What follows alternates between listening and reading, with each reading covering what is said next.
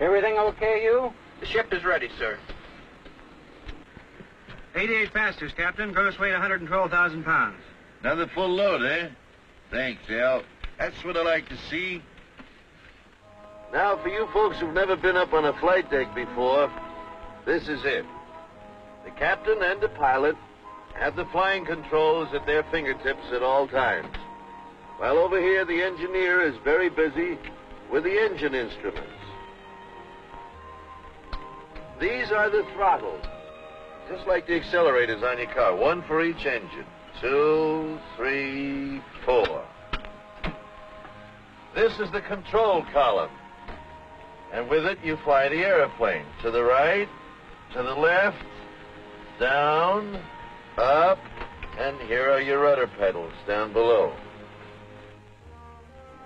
The airspeed indicator shows just that, how fast we are going through the air. The altimeter tells us how high we are. This vertical speed indicator tells us our rate of climb or descent. The automatic direction finder? Well, that's just what its name would imply. It points to where we want to go when we tune in a radio station with it. This is the flux gate compass. And this one is the old reliable magnetic compass, just like Columbus had when he came over here. This is the omni-range bearing indicator.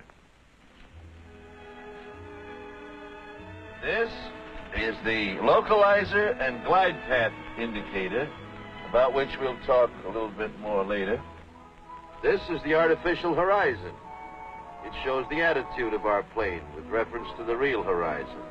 And of course, you know that we have radio contact at all times, ship to ship, ship to ground, 2 or 3 transmitters and receivers. Now, this plane has already been very thoroughly checked by the maintenance department, and during the last hour, it was checked by our own flight engineer. But that's not enough. The pilot and the captain have 1, 2, 3 lists of checks to make before we start down the runway to take off. Okay, Dick, we'll do the before starting engines check, huh? Right. Oxygen mask. Immediately available. Brake selector. And so on through 39 separate items. Now, you passengers wonder why we sit and wait sometimes at the end of the runway. It is because the captain and the co-pilot and the crew are making these additional last-minute checks. Well, I guess we're ready to wind them up, Dick. Now switch over to intercom and talk to that gentleman outside there by the nose and get ready to start the engines.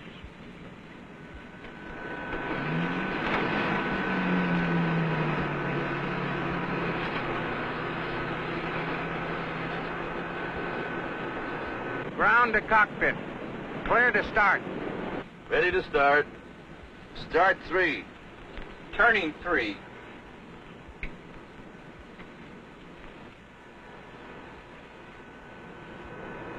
Contact 3.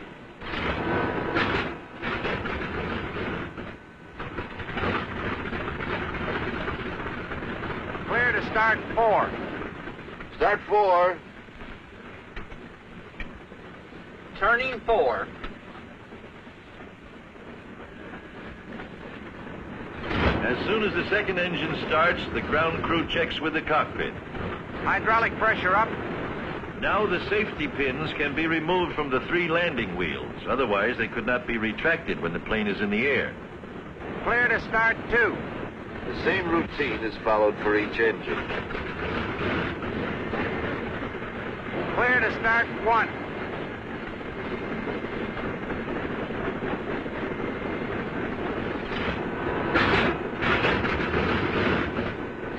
When the engines are all turning, the cockpit team goes through another checklist routine.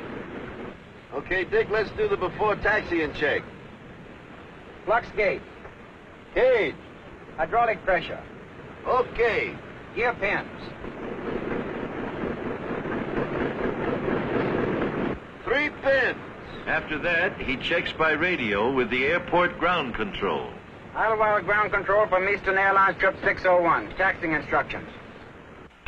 Eastern 601, clear to taxi, clear to runway 13 right, 13 right, the wind south-southeast 10, altimeter 2997. Get the runway, Arthur. 15. 13 right, right? Right. 13 right. Okay.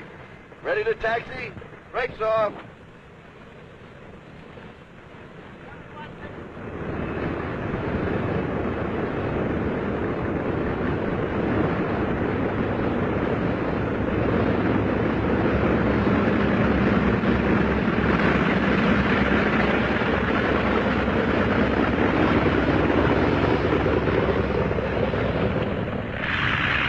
Ground control having given us permission, we taxi over to the warm